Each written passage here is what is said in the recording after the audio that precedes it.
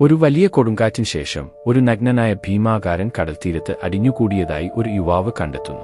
ഭീമന്റെ കൈ ഒരു ചെറിയ കുളം പോലെയായിരുന്നു. അതിൽ നിറയെ മീനുകളുണ്ടായിരുന്നു. അടുത്ത ദിവസം ആളുകൾ കൂട്ടമായി ഭീമന്റെ ശരീരത്തെ അത്ഭുതത്തോടെ നോക്കാൻ എത്തി. ആദ്യം അതിൽ തൊടാൻ അവർ ഭയന്നു. പക്ഷേ ധൈര്യശാലിയായ ഒരാൾ തിരമാലകളിലൂടെ അതിൽ കയറുകയും സുരക്ഷിതമാണെന്ന് ആംഗ്യം കാണിക്കുകയും ചെയ്തു. താമസിയാതെ എല്ലാവരും ഭീമന്റെ ശരീരത്തിൽ തട്ടിയും കളിച്ചും രസിച്ചു. എന്നാൽ ആ ശരീരം കണ്ടെത്തിയ ശാസ്ത്രജ്ഞനായ ആ യുവാവ് സന്തോഷവാനായിരുന്നില്ല. സംഭവിക്കുന്ന കാര്യങ്ങളിൽ അയാൾക്ക് വലിയ ഉത്കണ്ഠയുണ്ടായിരുന്നു. ദിവസങ്ങൾക്ക് ശേഷം ഭീമന്റെ അസ്ഥികൾ മുറിച്ചുമാറ്റാൻ തൊഴിലാളികൾ പദ്ധതിയിടുന്നത് അയാൾ കാണുന്നു. അതൊരു വലിയ കാഴ്ചയായി മാറിയിരുന്നു. കൗമാരക്കാർ സ്പ്രേ പെയിന്റ് ഉപയോഗിച്ച് അതിൽ മോശം വാക്കുകൾ എഴുതി വികൃതമാക്കിയിരുന്നു. ഒരു ദിവസം ഭീമന്റെ തല കാണാതായി. ആളുകൾക്ക് അതിലുള്ള താൽപര്യം നഷ്ടപ്പെട്ടു. അയാൾ പിന്നീട് അവിടം സന്ദർശിക്കുന്നത് നിർത്തി. ക്രമേണ ശരീരം നശിക്കുകയും അസ്ഥികൾ മാത്രം അവശേഷിക്കുകയും ചെയ്തു. മാസങ്ങൾക്ക് ശേഷം ഭീമന്റെ അസ്ഥികൾ നഗരത്തിൽ ഉടനീളം അലങ്കാരവസ്തുക്കളായി ഉപയോഗിക്കാൻ ചിതറിക്കിടന്നു. എന്നിട്ടും ഭീമൻ എന്തായിരുന്നു എന്നതിനെക്കുറിച്ച് ആളുകൾ അത്ഭുതപ്പെട്ടു. അത് ആ പ്രദേശത്തുടനീളം ആകാംക്ഷയും ഊഹാപോഹങ്ങളും ജനിപ്പിച്ചു.